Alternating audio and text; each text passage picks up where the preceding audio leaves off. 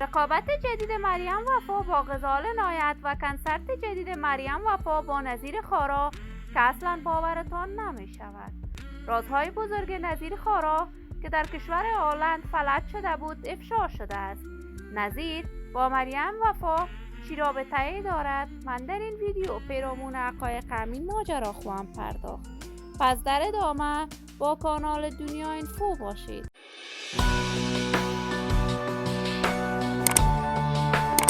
سلام، شما را خوش آمدید میگم و یکی دیگر از ویدیوهای جذاب کانال دنیا اینفو.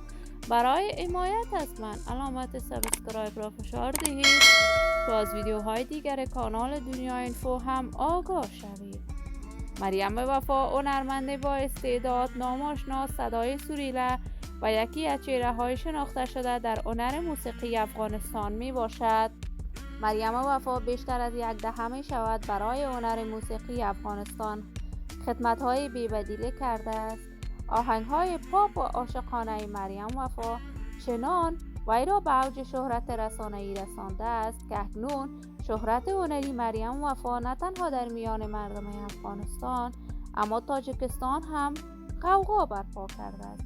هرچند مریم وفا برای یک مدت طولانی از پرده رسانه‌ها و هنر موسیقی به دور بود و دلیل دور بودن خود را مشکلات زندگی، بالخصوص مشکلات خانوادگی می‌دانست.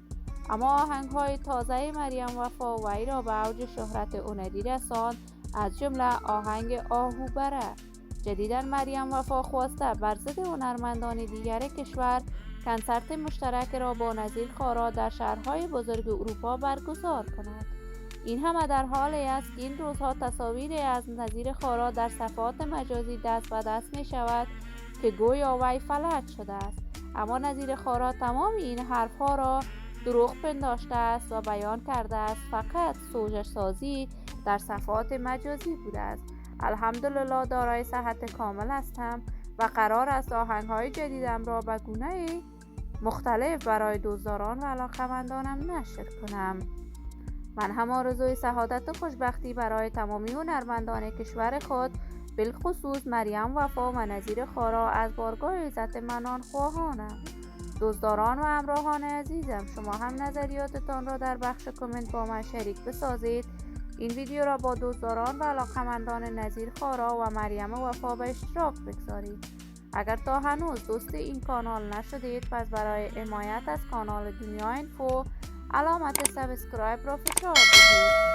سلامتی آرزوی همیشگی من است برای هر یک از شما نازنینان. تا درودی دیگر، بدرود.